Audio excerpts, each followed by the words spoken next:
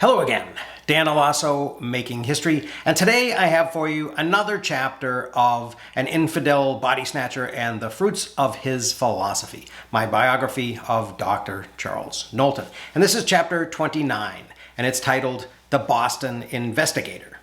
And it begins, as always, with a quote from Knowlton himself, in which he says, "I here connect with this work, by way of appendix, the following extracts from an article which appeared in the Boston Investigator, a paper which, mirabile dictu, is so crazy," in quotes, "as to be open to the investigation of all subjects which mightily concern mankind." So, Abner Kneeland, like Charles Knowlton, and unlike most of their adversaries, was the son of regular people. Kneeland was born in 1774 in Gardner, Massachusetts, just a few miles from Knowlton's childhood home of Templeton. Kneeland's grandfather, like Knowlton's, had made a name for himself fighting in the Revolutionary War. An old history of Gardner remembers Abner as a boy, quote, "brought up in the good old-fashioned ways of our ancestors." Abner educated himself, quote, "with little assistance," and then he worked for a while as a school teacher. Later, after finding that he was not cut out to be a merchant, Abner, quote, "gave up the business for the carpenter's trade, saying the only way to be rich is to be contented with what you have." Kneeland was fascinated by philosophy and religion. He became a lay reader in a Baptist church in Vermont and was invited to become the congregation's minister. Abner read a book on Universalism and was attracted by its approach to theology, which was less dogmatic than that of the Baptists. Kneeland was a Universalist minister for 6 years in New Hampshire and served his town as their representative to the legislature. After moving from congregation to congregation in New England and New York, as his ideas about religion continued to evolve, Kneeland became pastor of a liberal Universalist church in Philadelphia. But even in the most liberal parish he'd found, Abner quickly offended many of his parishioners when he declared from the pulpit that he no longer believed in punishment after death. Like Knowlton, Kneeland discovered how slight the distinctions between conservative and liberal Christianity really were. Abner took over a parish in New York City, and once again, even the most liberal Universalists found him too radical for their tastes. The end came in 1828, when Kneeland invited Frances Wright to speak to the congregation. Wright had just returned to New York from Nashoba, the cooperative community she had financed for freed slaves in Tennessee. Kneeland's affluent congregation resented Wright's social and political views, and after a year of controversy, he was taken off the Universalist Society's list of acceptable ministers. Luckily, Abner had already outgrown Universalism and had found people who appreciated his evolving perspective. Abner Kneeland joined the Free Thought community in New York City, where he worked closely with Wright and with Robert Dale Owen, and probably met Charles during Knowlton's visits to promote modern materialism and print The Fruits of Philosophy. When Frances Wright began a satellite Society of Free Inquirers in Boston in 1929, Abner moved there to be its leader and main lecturer. Kneeland gave regular talks and sold free thought books, including Knowlton's, from the Society's headquarters in Julian Hall at the corner of Congress Street and Milk Street, a block from Liberty Square. He began publishing the Boston Investigator there in 1831.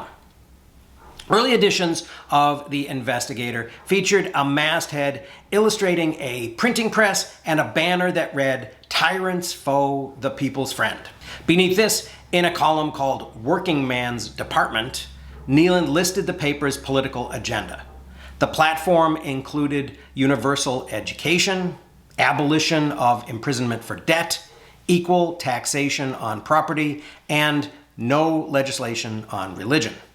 The Investigator's second edition in 1832 dropped the illustration and added abolition of capital punishment, an effective lien law for laborers, and abolition of all licensed monopolies.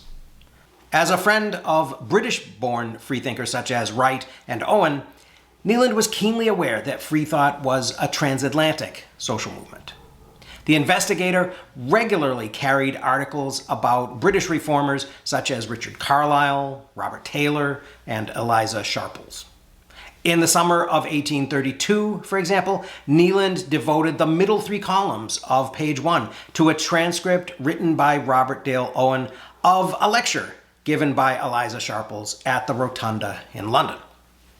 The right-hand column carried an announcement of Owen's marriage to Mary Jane Robinson, including Owen's objection to the legal authority that New York's marriage laws gave him over his wife and her belongings. Owen called these laws, quote, barbarous relics of a feudal and despotic system, from which he said he cannot legally, but I can morally divest myself. Owen's new wife wrote, I concur with these sentiments. Freethinkers in cities like New York and Boston met regularly to socialize and listen to speakers on a variety of subjects, but most frequently on social change. When William Lloyd Garrison returned to Boston to begin publishing his abolitionist newspaper, The Liberator, he was unable to find a church or a public hall willing to let him speak against slavery. Garrison wrote to leading Bostonians, such as the politician Daniel Webster, the Calvinist minister Lyman Beecher, and the Unitarian minister William Everett Channing. None of them responded to his appeals. Instead, Abner Kneeland offered Garrison the use of his free thought pulpit, and Garrison made his first public speech as an abolitionist speaker at Julian Hall on October 15, 1830. Reverend Beecher, who attended the Julian Hall speech, told Garrison after it, "Your zeal is commendable, but you are misguided." The Investigator also featured transcripts of lectures and announced upcoming events. Freethinkers held dances and celebrated occasions like Thomas Paine's birthday. And the paper carried accounts of these parties, including lists of toasts made by the attendees. And there were always announcements of new books arriving at the Julian Hall shop, and of books kept always on hand. Some of these included Francis Wright's Lectures and Addresses for 62 cents, Robert Dale Owen's Popular Tracts and Moral Physiology for 44 cents each, Voltaire's Philosophical Dictionary for 75 cents, and portraits of Thomas Paine and Elihu Palmer for 10 cents each, and of Richard Carlisle and Robert Taylor for 20 cents. Also, Knowlton's Modern Materialism for $1.25 and Fruits of Philosophy for 50 cents. When Charles was prosecuted for the Fruits of Philosophy, the Investigator jumped immediately to his defense. Kneeland wrote editorials denouncing the prosecutors for violating the freedom of the press. He printed letters to the editor arguing both sides of the case. It was the Investigator's policy to print all sides of an issue, if opponents to the editor's views cared to write in. The paper carried a few letters supporting Knowlton's prosecution. In one, a Christian offended by Knowlton and Kneeland's infidelity warned them, quote, "If there be a Lord in heaven above, let the atheist imagine what punishment is fit for the traitor who denies and blasphemes the power that created him." But most of the paper's readers were freethinkers who supported the Investigator's platform, understood what was at stake, and stood with Knowlton and Kneeland. So that was a relatively quick chapter. Maybe it was because I was talking quickly. In the next installment, we will talk about 3 remarkable lectures that Charles Knowlton gave when he finally got out of prison in Cambridge, Massachusetts. But in the meantime, I hope you found that a little bit interesting. Thank you very much for watching. I will see you again very soon.